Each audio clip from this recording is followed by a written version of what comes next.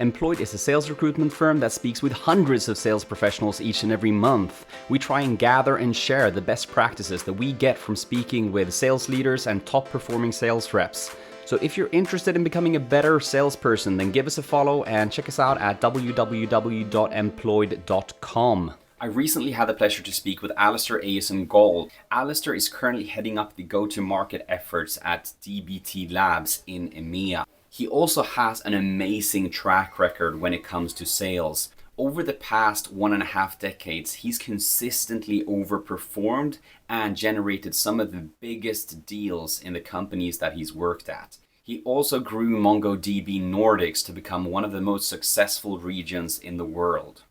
What you didn't hear in part 1 of this 2-part series was Alastair's background before his sales journey begun, how he cleaned houses to pay rent, and how he worked for 1,000 euros per month in base salary. Alastair has come a long way since the start of his sales journey, and I advise you to listen to part 1 if you haven't already done so.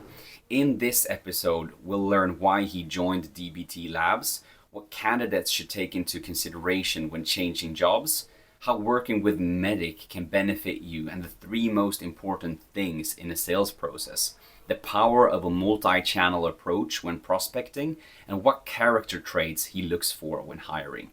Enjoy. So what was it that inspired you about DBT Labs and heading that journey in EMEA? I think firstly the community's like insane. Mongo was open source. Many successful companies have come open source from that way. Grafana, Confluent. There's many examples, right? But DBT Labs is essentially the de facto standard for transformation, which is, if you think about what's happening in the market right now, you've got a lot of companies moving to the cloud, and you're still at the beginning of that journey, even though we've been talking about it for years. You've got the Snowflakes, the Databricks, the big queries of this world, and everyone's choosing these different types of organizations, but they need to still transform that data and bring that into these big data warehouses, and DBT accelerates that journey. Okay. And so the community is massive. The team that I met, and I did a lot of due diligence, the team is exceptional. It's probably one of the best teams I've had the privilege to lead. Their knowledge is just amazing. It's one of the highest, fastest growing pre-IPO companies out there right now. So the opportunity to lead that for EMEA was just too good to look away from. So if you flip that and think from a candidate's point of view, what do you think candidates should take into consideration when thinking about joining a new company? I think it all depends on what you want to do, right? I mean, what are your driving factors? Is it to learn? Is it just a money journey for you? Do you want an easy life? Like, do you want to work with large, complex accounts? Do you want to work with, do you want to work in a company that's all the processes and all the sales support that you need? Or do you want to build something from the ground up? And that's the decision you think you've got to make yourself. And I help candidates on a regular basis to understand, is, for example, DBT a good for you? Yeah. Like, the amount of people reaching out to want to work for DBT is, I've never seen this before, but it doesn't mean that they know it's like at DBT. And so I walk them through, this is the expectations and this is the opportunity, but this is what's expected. And I think that any hiring manager should do that.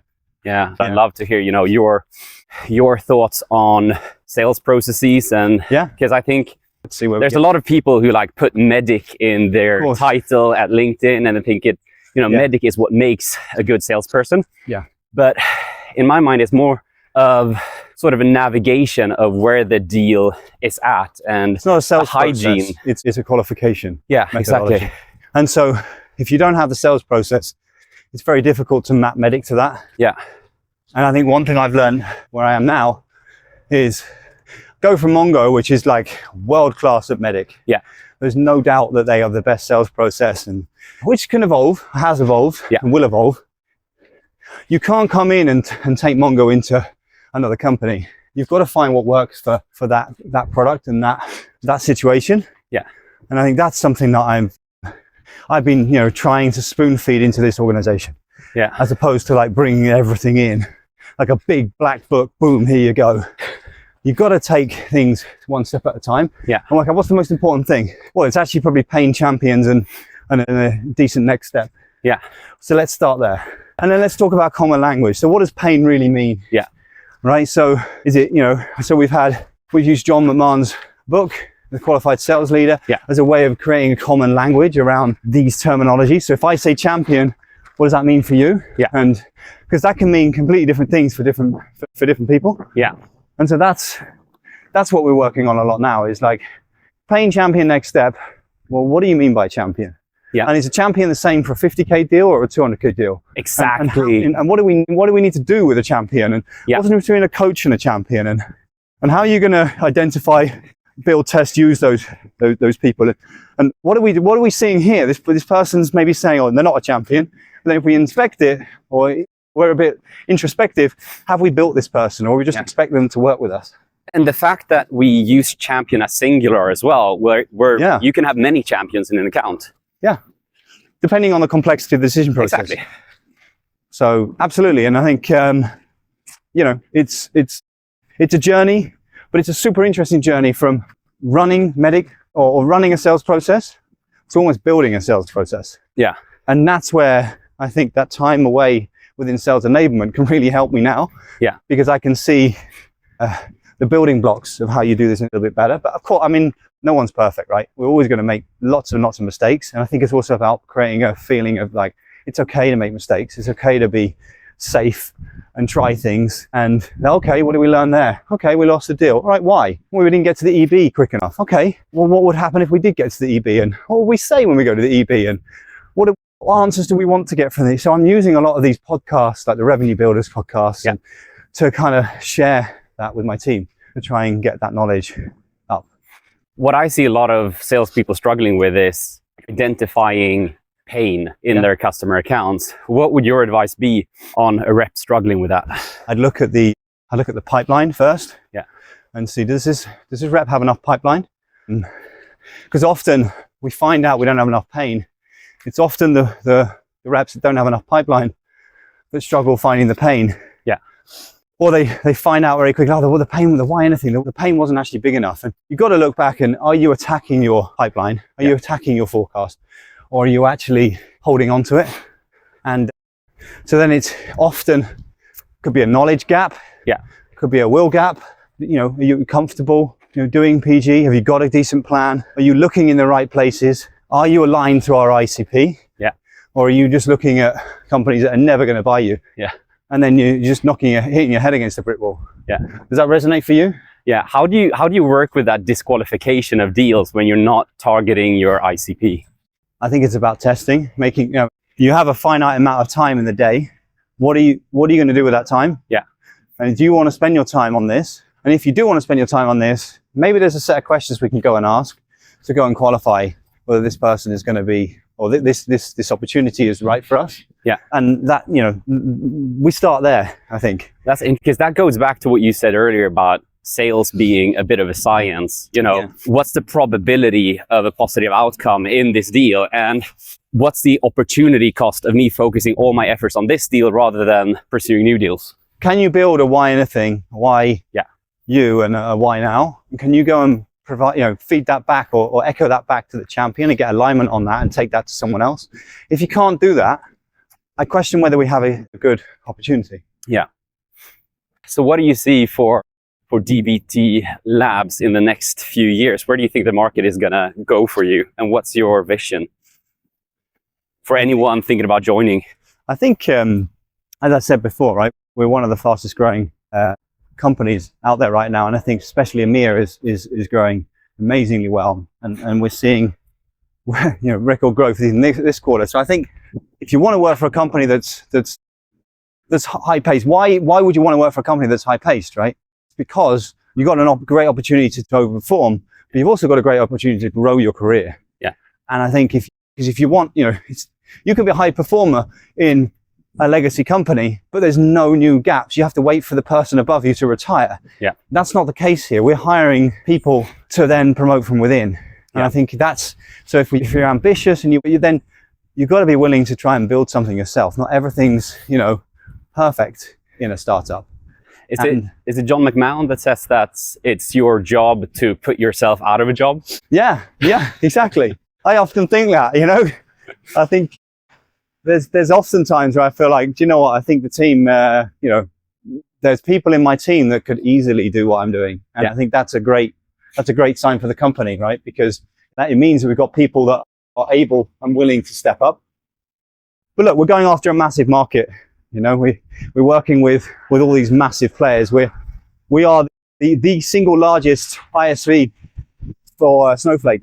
Yeah. Right. So anytime that a company is going to Snowflake or Databricks or GCP, they should be looking at DBT, and that enables us to have an amazing opportunity ahead of us, an amazing pipeline. Starting to recognize myself again. I think I drove past here. Yeah, you did. Yeah, because this is the bakery here. Yeah. I know. Yeah, no time for that today, unfortunately. But another. No, exactly. I don't drink coffee anyway. So you don't? I'd rather walk. No. Did you stop recently, or no? Has that always been the case? It's always been the case. Okay. My wife met me and said there was two things she liked about me. One, I didn't smoke. The other, I didn't drink coffee. So unless I'm really tired, I'll make sure that I'll avoid the coffee. Do you substitute that with anything, or do you just I don't need it to get a kick?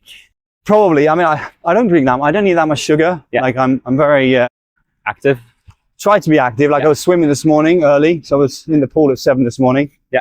And I think if you get enough sleep and you get enough exercise and you're going out enough, I don't think you need the additives, the extra kicks, right? So how's your company doing now? What do you got?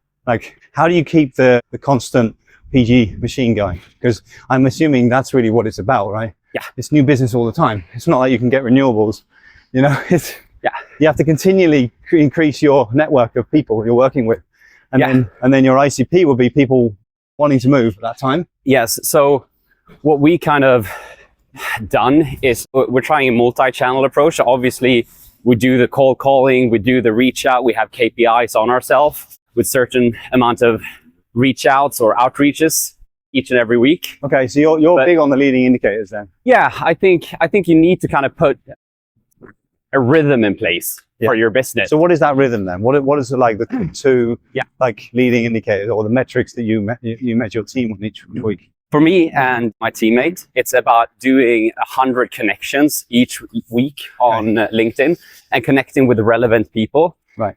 Primarily that tends to be high-performing sales reps, individuals, but also sales managers, and kind of naturally strike up conversations. And I think having this laid out approach where we're trying to attack sales recruitment from a tech sales background and sharing knowledge, sharing the information we get from candidates and speaking to sales leaders such as yourselves, I think that will naturally attract people into being curious about our company. And when we combine that with doing cold calling, people sometimes say, I think I've seen your posts on LinkedIn, and they may have never interacted with our post at all. Yeah. They just say that they've seen it, which is great exposure, right? Exactly. But I don't think PG is an interesting thing, right? Because I think we've sometimes over pivoted on banging the phones. I think it's less about that now. It's an important part of it, but it's about multi-connection. Yeah. It's about what's your social media presence? What are you doing around setting up different events within the customers or external events? What are you doing with, champion events? There could be so many different things you can do that just, webinars, whatever. It's not just about banging the phones and getting hold of people, because a lot of people don't answer the phone now. Yeah. It's... And I've grown up with this whole selling one-to-one approach. Yeah. But what I've come to realize lately is that you need to combine it, especially if you're running a business. 100%. Yeah. You need to combine it with a one-to-many approach. Of course, yeah. And if you just have your reps posting on LinkedIn, 2 times a week, and they get 1,000 views on each post. It's massive, yeah. It's massive. And it's such a great, and keeps you top of mind. Yeah, exactly. When you're speaking with buyers. Well, I think I'm constantly on LinkedIn, right? Yeah. Because it keeps people top of mind. Well, the more I do that, the more people are interested in DBT. Yeah. The more they're talking about it, the more, literally, my inbox is full of people wanting to join DBT. Right? Yeah. And that's that obviously that could be because the company's amazing and the opportunity, they've heard about it. A lot of people could be people they've talked to their customers and they're like, oh, DBT is amazing. Of course, the other part is we're present in their minds, and they're seeing that, and they hear that we're doing well. and they see that we're doing well, and I've seen you on going to this journey here, and they feel connected. Yeah. With you personally. Yeah, we've spoken before about, you know, different character traits, and this is, I know I'm just shooting this in here, but I really wanted to ask you this question before we left. And that's, previously, I know you were into things like coachability, intelligence, when we spoke in our interview process, but how has that changed for you? What are the top 3 character traits that you look for in salespeople? So I think characters, ultimately the drive. What do you mean by character? So what I mean by character is, are they gonna, we have a lot of freedom in our lives, right? I mean, no one's telling me right now what to do on a day-to-day basis. And I'm not telling my reps what to do on a day-to-day basis. So when they're working in the shadows, what are they doing? Like, what do they want to do? What is that intrinsic, drive that's going to get them going? Like, you can find that out by, understanding how they work and how they are and what they want to achieve and these kind of things. But character for me is not giving up.